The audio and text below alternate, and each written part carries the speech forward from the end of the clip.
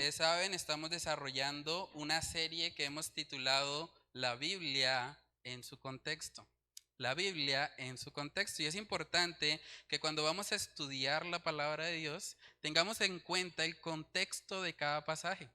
Decía alguien que cuando uno toma un texto sin mirar el contexto, está armando un pretexto. Entonces eso es lo que no queremos hacer acá. Queremos siempre que podamos usar correctamente la palabra de verdad.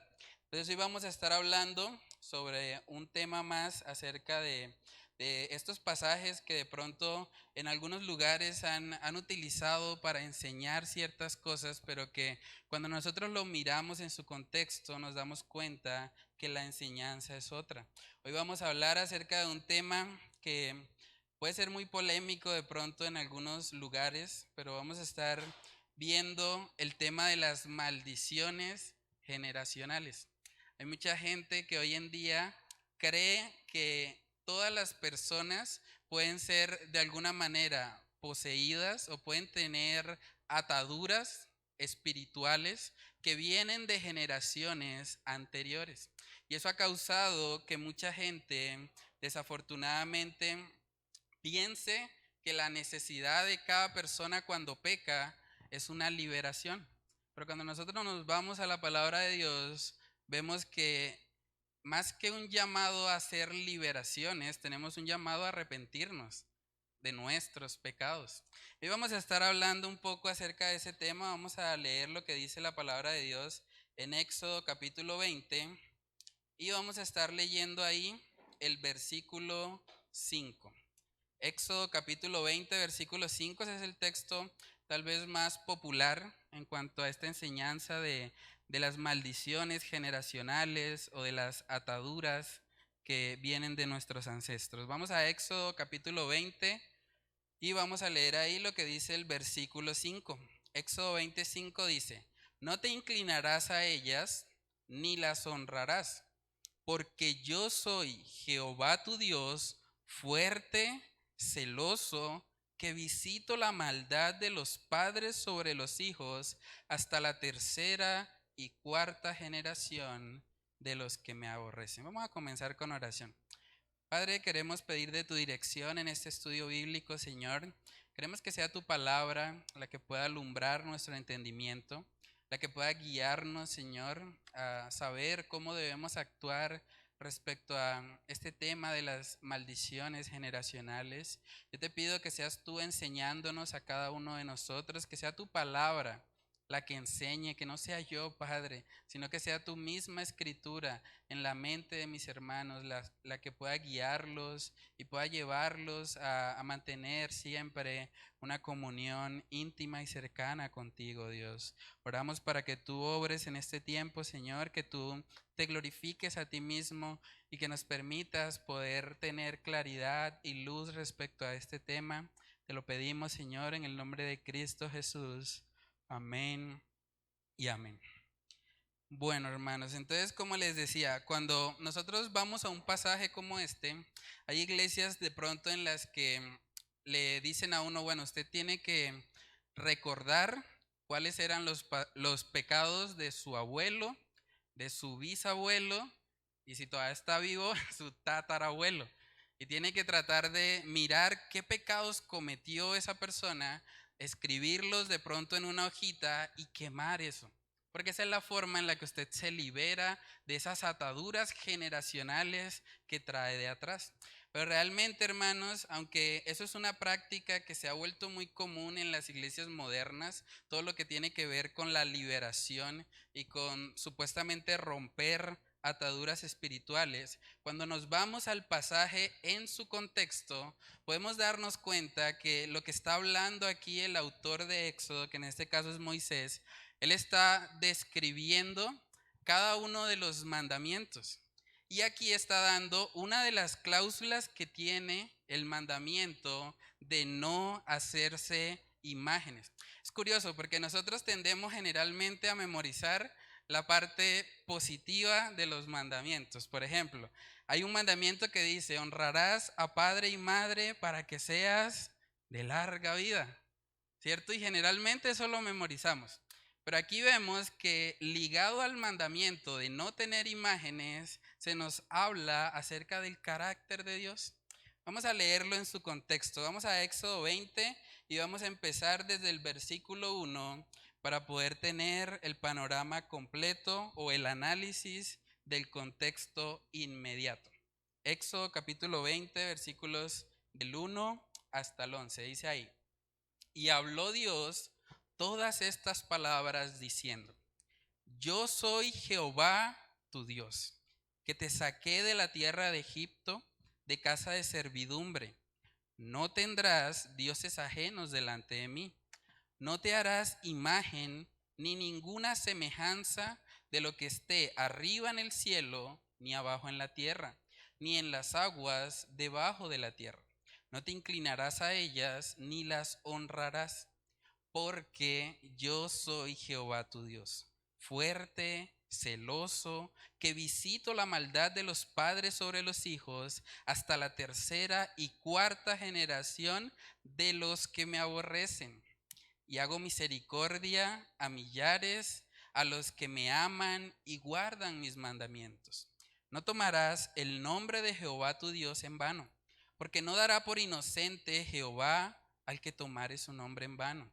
Acuérdate del día de reposo para santificarlo. 6 días trabajarás y harás toda tu obra, mas el séptimo día es reposo para Jehová tu Dios. No hagas en él obra alguna, tú, ni tu hijo, ni tu hija, ni tu siervo, ni tu criada, ni tu bestia, ni tu extranjero que está dentro de tus puertas, porque en 6 días hizo Jehová los cielos y la tierra, el mar y todas las cosas que en ellos hay, y reposó en el séptimo día. Por tanto, Jehová bendijo el día de reposo y lo santificó. Pueden ver cómo estos 4 primeros mandamientos todos están ligados al carácter de Dios. Vemos que empieza diciendo: yo soy Jehová tu Dios, que te saqué de la tierra de Egipto. O sea, Dios quiere aquí mostrarle al pueblo de Israel que ellos deben obedecerle por causa de su carácter, por quien Él es. Ellos debían descansar un día porque Dios descansó al séptimo día. Entonces lo que está buscando aquí el autor es precisamente que podamos conectar cada mandamiento con el carácter de nuestro Dios. Y ese es el caso para el mandamiento de no hacerse ídolos.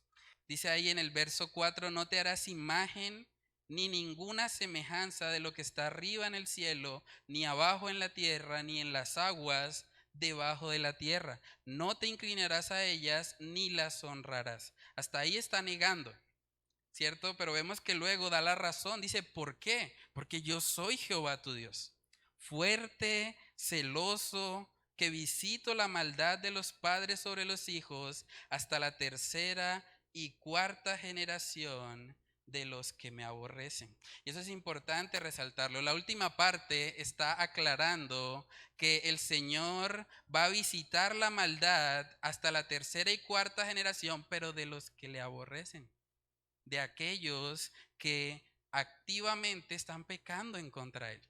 No está enseñando este pasaje que nosotros debamos pedir perdón por los pecados de nuestros antepasados.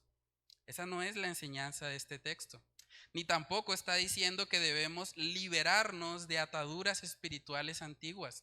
De hecho, el mismo pasaje, si vamos ahí a Éxodo 20, en el versículo 6, vemos que habla de la misericordia.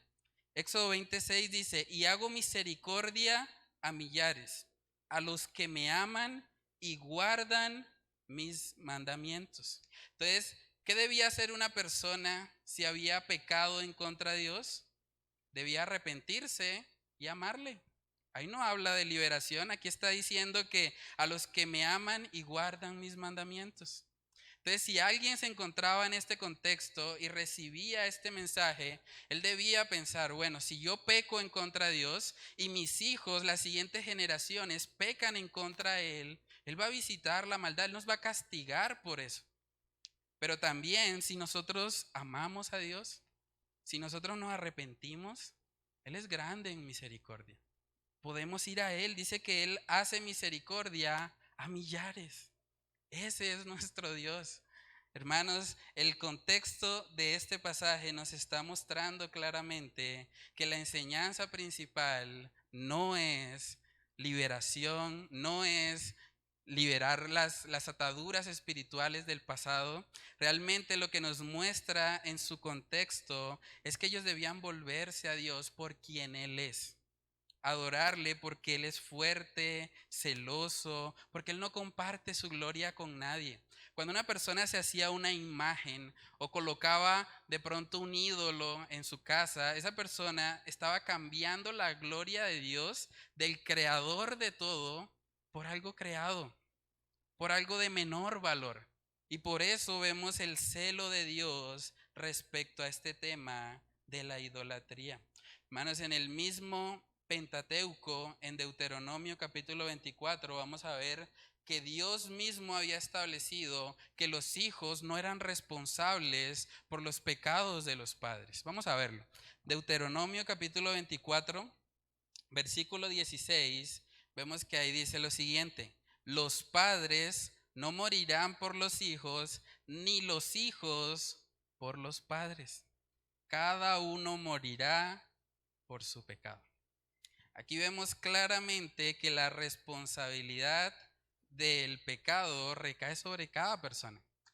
Un hijo no puede culpar a su papá y decir, no, es que como mi papá es alcohólico, yo ya traía una atadura, entonces a mí me tocó ser así.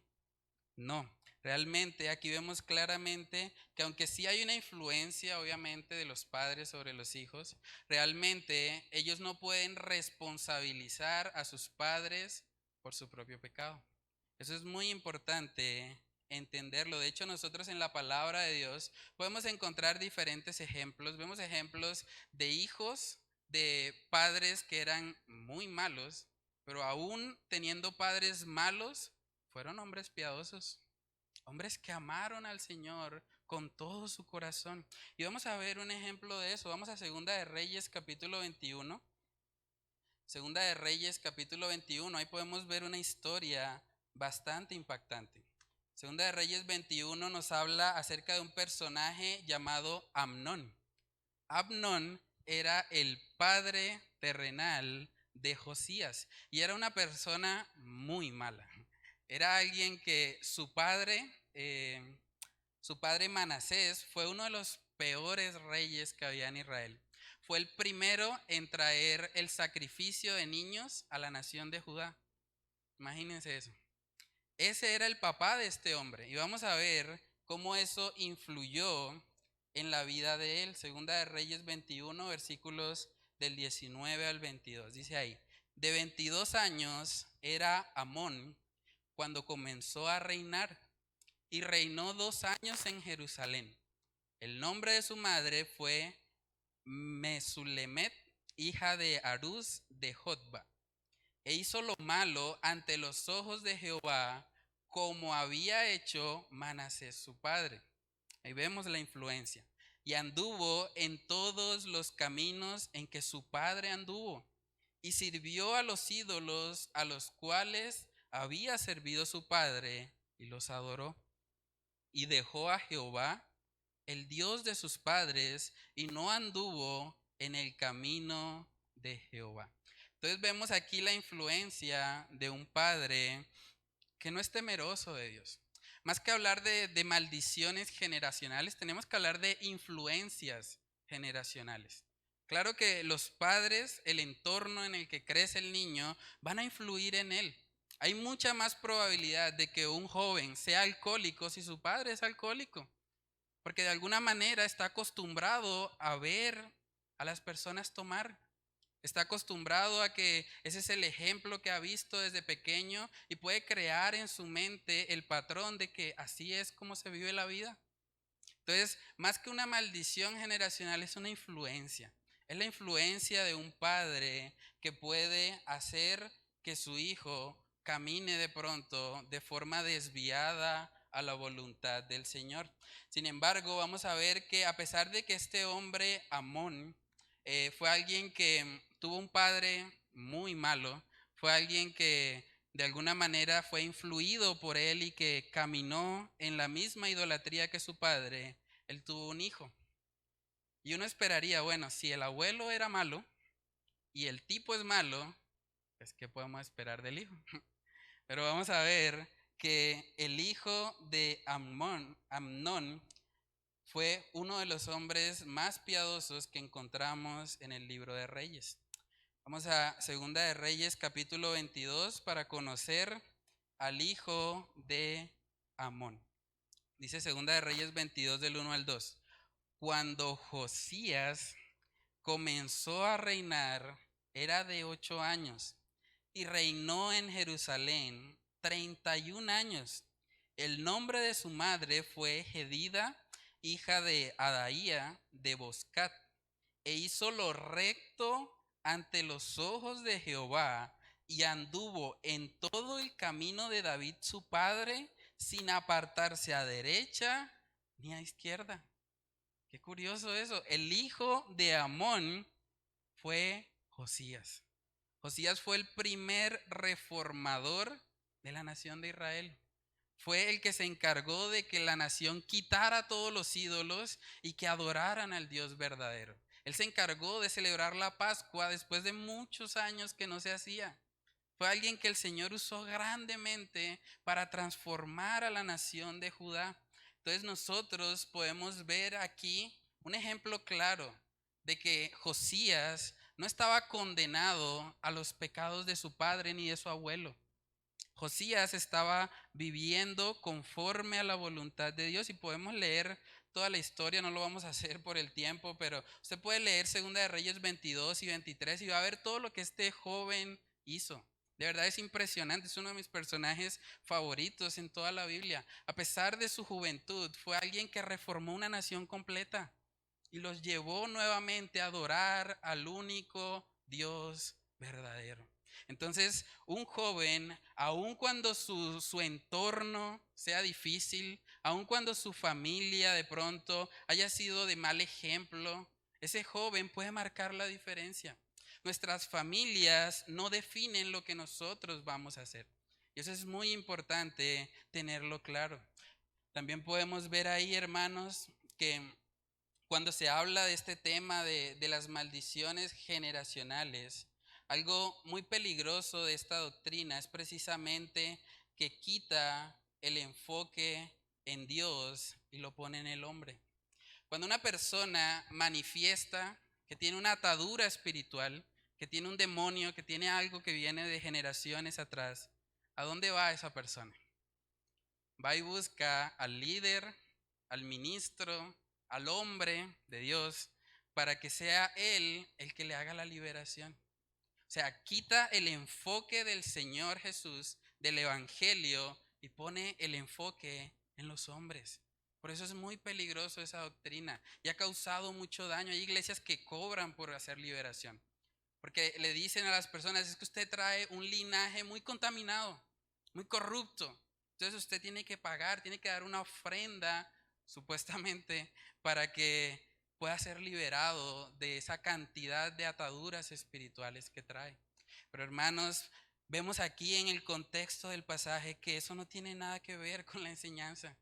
La enseñanza nos está mostrando aquí que tenemos un Dios celoso, un Dios que quiere tener el primer lugar en nuestras vidas, que no comparte su gloria con nadie y que Él va a visitar la maldad de los padres hasta la tercera y cuarta generación de los que le aborrecen, de aquellos que van en contra a Él. Entonces, hermanos, esta interpretación al parecer no es algo nuevo, porque podemos ver en el Antiguo Testamento que varios profetas precisamente tuvieron que aclarar este tema. Entonces, no es solamente algo de esta cultura moderna, vamos a verlo. Jeremías capítulo 31, vamos a ver que Jeremías también tuvo que lidiar con esa creencia. La creencia de que los padres eran los responsables por la vida espiritual de sus hijos. Vamos a verlo. Jeremías capítulo 31, versículos del 29 al 30. Jeremías 31, versículo 29 dice ahí, en aquellos días no dirán más Los padres comieron las uvas agrias y los dientes de los hijos tienen la dentera. Ese dicho, ese refrán, básicamente estaban diciendo, por el pecado de los padres, los hijos sufren las consecuencias. Pero vamos a ver lo que dice Jeremías, verso 31. He aquí vienen días, el verso 30, sino que cada cual morirá por su propia maldad. Los dientes de todo hombre que comiere las uvas agrias tendrán la dentera. El alma que peque, esa morirá. Ezequiel también habló acerca de esta tendencia, porque al parecer en el pueblo de Israel la gente había caído en la trampa de pensar que ellos no eran los responsables. Vamos a Ezequiel capítulo 18 y ahí vemos algo muy parecido a lo de Jeremías. Ezequiel capítulo 18, versículos del 1 al 4, miren lo que dice. Vino a mí palabra de Jehová diciendo, ¿qué pensáis vosotros los que usáis este refrán sobre la tierra de Israel? Que dice, los padres comieron las uvas agrias y los dientes de los hijos tienen la dentera. Vivo yo, dice Jehová el Señor, que nunca más tendréis por qué usar este refrán en Israel. He aquí que todas las almas son mías, como el alma del Padre, así el alma del Hijo es mía. El alma que pecare, esa morirá. Entonces, hermanos, los profetas en Israel también tuvieron que lidiar con eso. ¿Saben que hay una tendencia en el corazón humano a culpar a otros? Este asunto de las maldiciones generacionales lo que hace es que la gente diga, no, mi culpa no es, no, es que fue mi abuelo, no, es que mi bisabuelo por allá pecó y yo pues lo traía en los genes, ni modo. O sea, esta enseñanza de las maldiciones generacionales, así como se han hecho de pronto en muchas iglesias modernas, lo que hace es quitarle a la gente la visibilidad de su pecado.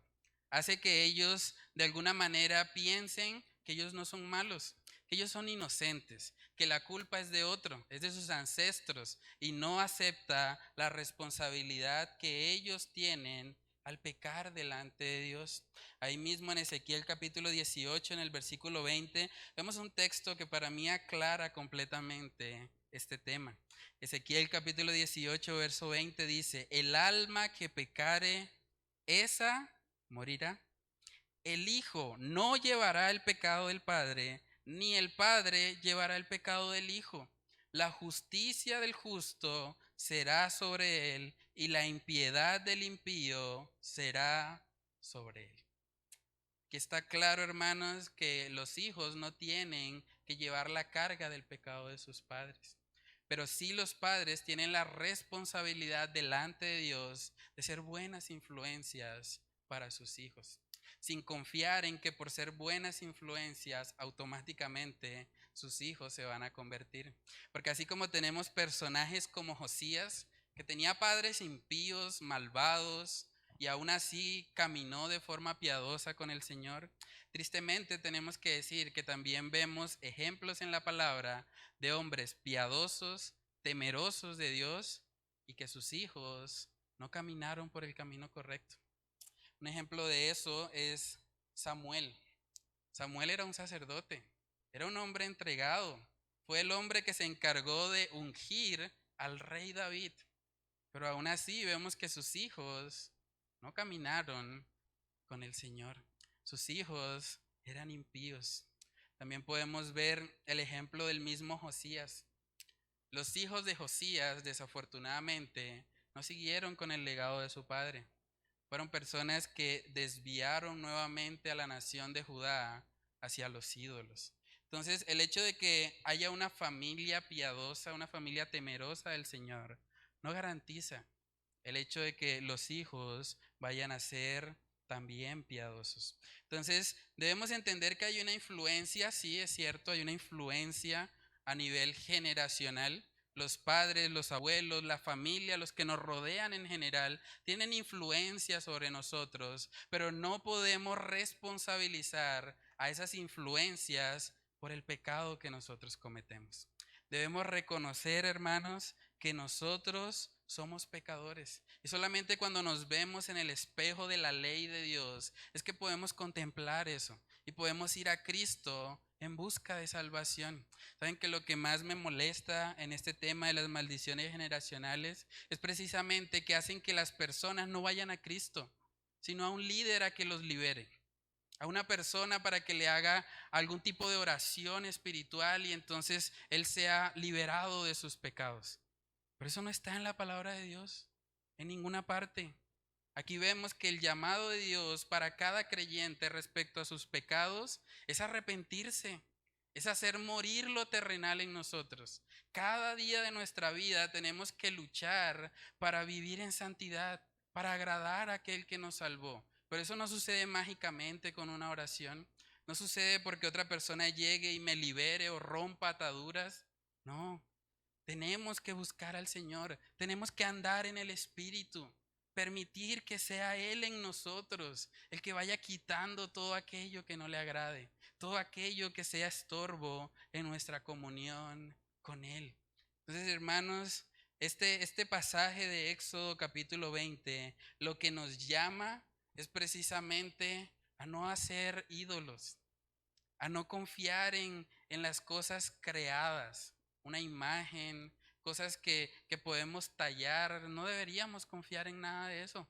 Nuestra confianza debe estar completamente puesta en el Señor. Lo segundo que vamos a estar viendo respecto a ese pasaje es el análisis del contexto del libro. El libro de Éxodo, bueno, es un libro un poco más extenso, tiene 40 capítulos Éxodo, y podemos ver a lo largo de todo el libro que se está hablando acerca de la historia que, que hubo cuando el pueblo salió de Egipto, el pueblo de Israel, y empezó a ser guiado por el Señor a través de la ley de Moisés. De hecho, la palabra Éxodo significa salida. Este libro lo que nos está mostrando es cómo el Señor sacó a su pueblo, al pueblo de Israel, de la esclavitud terrible que había en Egipto y los llevó hacia una tierra prometida. Sin embargo, vamos a ver que precisamente por causa de la idolatría, por causa de hacerse imágenes cuando Dios les había dicho que no lo hicieran, ellos tuvieron que perderse la entrada a esa tierra prometida. Solo 2 personas pudieron entrar, que fueron Josué y Caleb. Pero ni siquiera el autor del libro, Moisés, pudo entrar. Entonces, el asunto de la idolatría es algo muy serio, hermanos. Vamos a Éxodo capítulo 32 para ver la historia o el momento en el cual ese pueblo que había sido rescatado de Egipto cayó en la idolatría. Éxodo capítulo 32, versículos del 1 al 4. Dice ahí la palabra de Dios. Viendo el pueblo que Moisés tardaba en descender del monte, se acercaron entonces a Aarón y le dijeron: levántate, haznos dioses que vayan delante de nosotros, porque a este Moisés, el varón que nos sacó de la tierra de Egipto, no sabemos qué le haya acontecido. Y Aarón les dijo: apartad los zarcillos de oro que están en las ojeras de vuestras mujeres, las orejas de vuestras mujeres, de vuestros hijos y de vuestras hijas, y traédmelos. Entonces todo el pueblo apartó los zarcillos de oro que tenían en sus orejas y los trajeron a Aarón. Y él los tomó de las manos de ellos y le dio forma con buril e hizo de ello un becerro de fundición. Entonces dijeron: Israel, estos son tus dioses que te sacaron de la tierra de Egipto. Aquí vemos al pueblo de Israel haciendo exactamente lo opuesto a lo que Dios había dicho. Se había dicho: no se hagan imágenes. Yo soy Dios fuerte, celoso, que visito la maldad de los padres. Pero aún así vemos que ellos cayeron en idolatría. Y cuando nosotros vamos a pasajes así, es fácil pensar: uy, esos israelitas, pecadores, terribles. Uy, esa gente, ¿cómo se le ocurre hacer un becerro de oro? Pero saben que cuando nosotros colocamos en el trono de nuestro corazón cualquier cosa que no sea Dios, estamos siendo igualmente idólatras. estamos reemplazando a nuestro Dios, al que nos creó, al que nos salvó, por algo que no lo puede reemplazar a Él. Él es la máxima expresión de grandeza. Y en 1 Corintios capítulo 10 vemos precisamente que se nos recuerda que todas esas historias que pasaron en el pueblo de Israel no es para que nosotros digamos, uy, qué pecadores, qué terribles eran ellos. Esas historias están ahí para darnos ejemplo, para que nosotros no caigamos. Vamos a verlo. 1 Corintios capítulo 10, versículos del 6 al 12. 1 Corintios 10, versículos del 6 al 12 dice ahí: mas estas cosas, está hablando de lo que pasó con el pueblo de Israel, sucedieron como ejemplo para nosotros, para que no codiciemos cosas malas como ellos codiciaron, ni seáis idólatras como algunos de ellos, según está escrito. Se sentó el pueblo a comer y a beber y se levantó a jugar.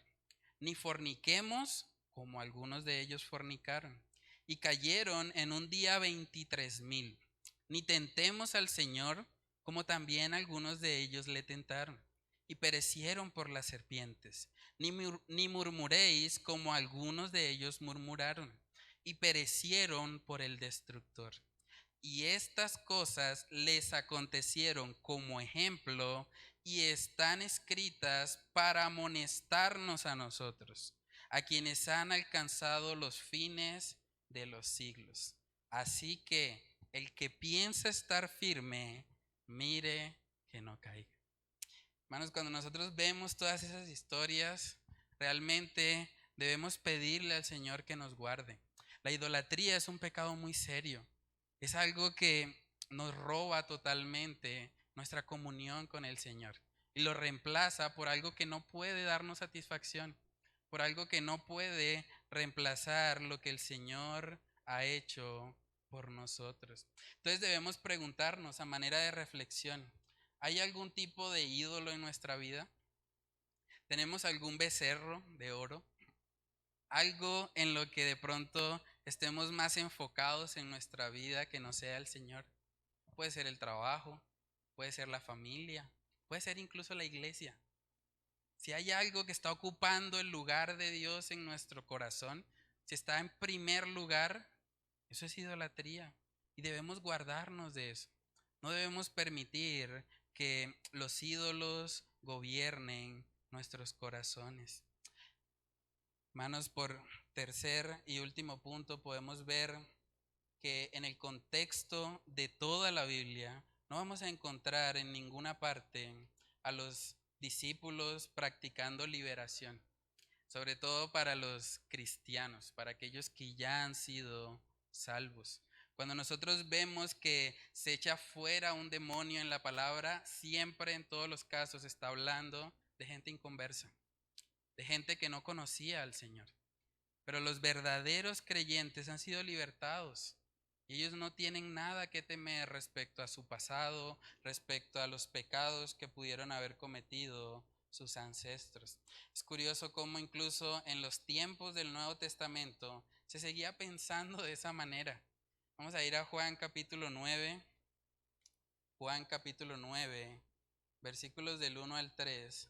Vamos a ver cómo se le acercan a Jesús estos personajes para preguntarle precisamente si un enfermo estaba enfermo por causa del pecado de sus padres. Vamos a Juan capítulo 9, versículos del 1 al 3, dice ahí la palabra del Señor. Al pasar Jesús vio a un hombre ciego de nacimiento. Miren la pregunta de los discípulos. Y le preguntaron sus discípulos diciendo: Rabí, ¿quién pecó, este o sus padres, para que haya nacido ciego?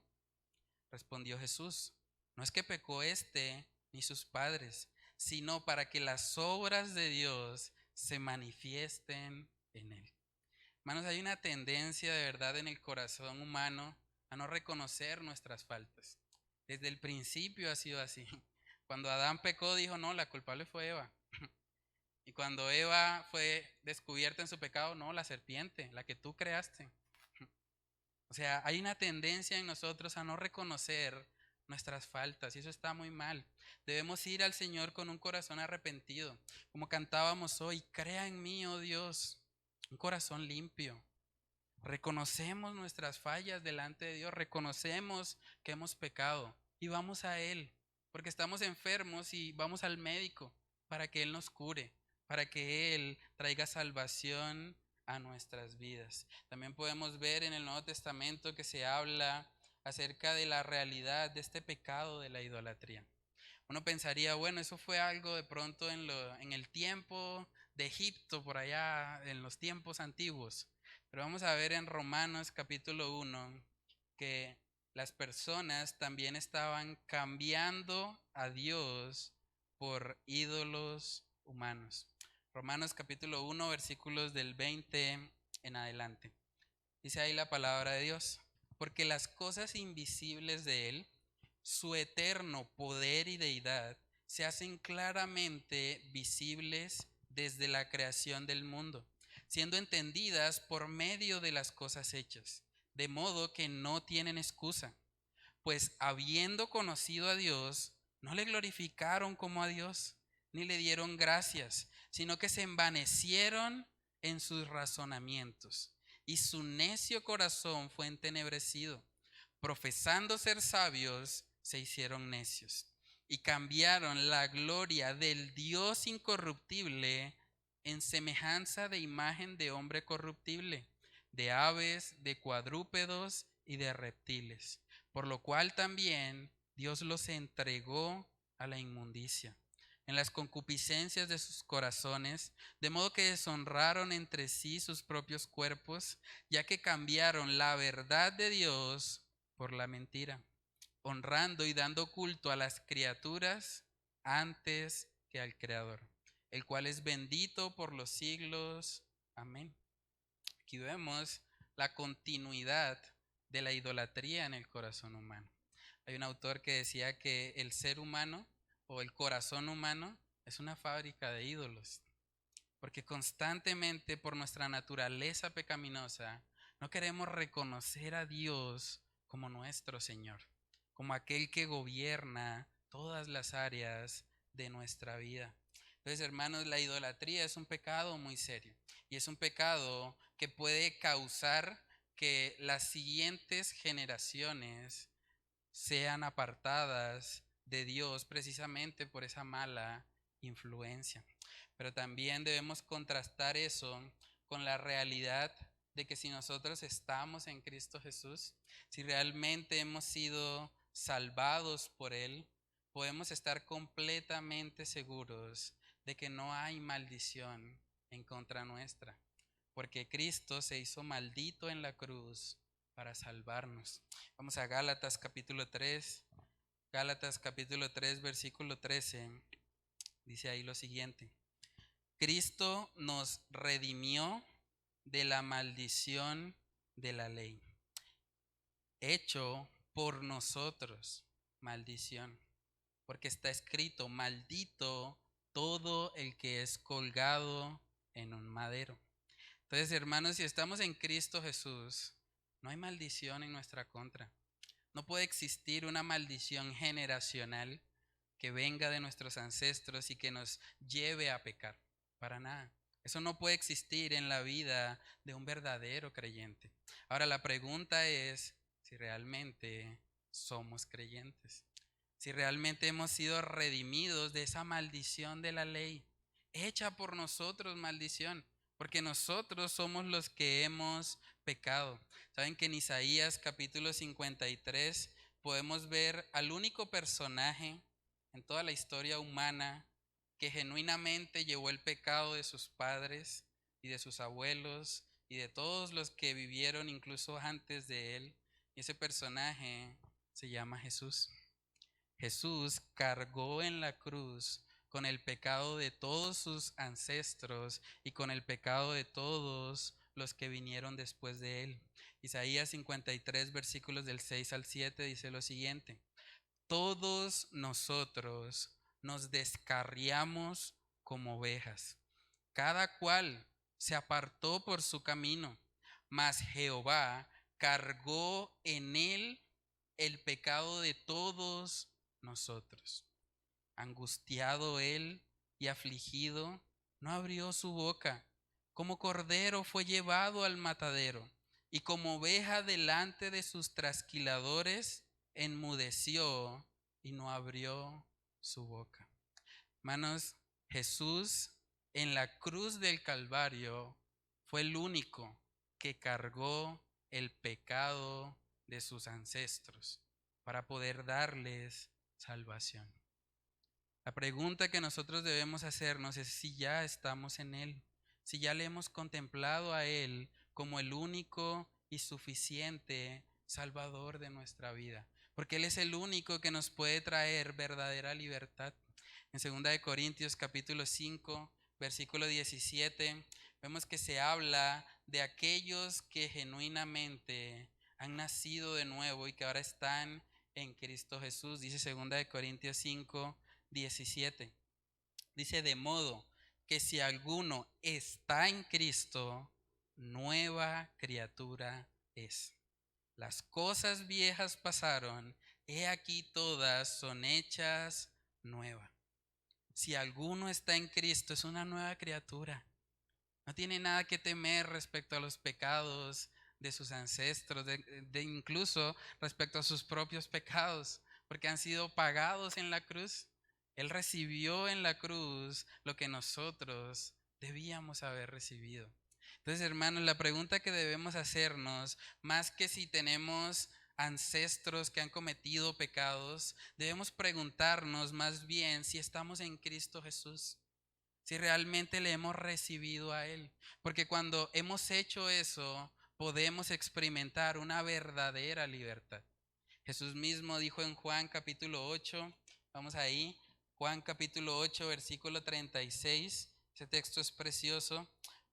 Dice, así que si el Hijo os libertare, seréis verdaderamente libres. Ojalá ese texto se quede en su mente y en su corazón al salir de este lugar. Así que si el Hijo os libertare, seréis verdaderamente libres. Usted puede tener libertad del pecado si viene a Cristo para salvación. Si usted le reconoce a Él, si reconoce que ha pecado, si no le echa la culpa a sus ancestros, a su abuelo, a su mamá, al entorno. No, si usted reconoce que ha pecado, que usted ha fallado en contra de Dios, si usted hace eso con un corazón humilde, reconociendo sus fallas, yendo a Cristo como el único y suficiente Salvador de su vida, usted puede ser salvo.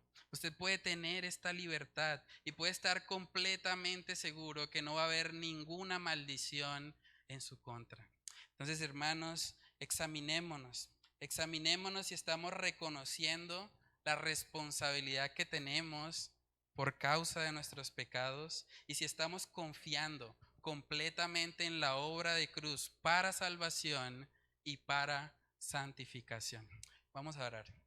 Padre, queremos pedirte, Señor, que tú nos ayudes a poder entender que cada día de nuestra vida, Señor, necesitamos esforzarnos para parecernos más a ti, para poder experimentar esa santidad que tú demandas de nosotros. Padre, yo te pido que seas tú obrando en nuestros corazones, en nuestras vidas, que si hay alguien acá, Señor, que de pronto no ha dado ese paso, no se ha arrepentido genuinamente delante de ti, Padre, que seas tú trayéndole a salvación, que seas tú permitiendo que hoy sea el día en que esa persona pueda experimentar esa vida nueva que tu palabra enseña, que pueda ser una nueva criatura, que todas las cosas viejas queden atrás y que pueda seguir ahora en pos de ti. Padre, oramos para que seas tú glorificándote a través de este estudio que realizamos. Te lo pedimos, Señor, en el nombre de Cristo Jesús. Amén y amén.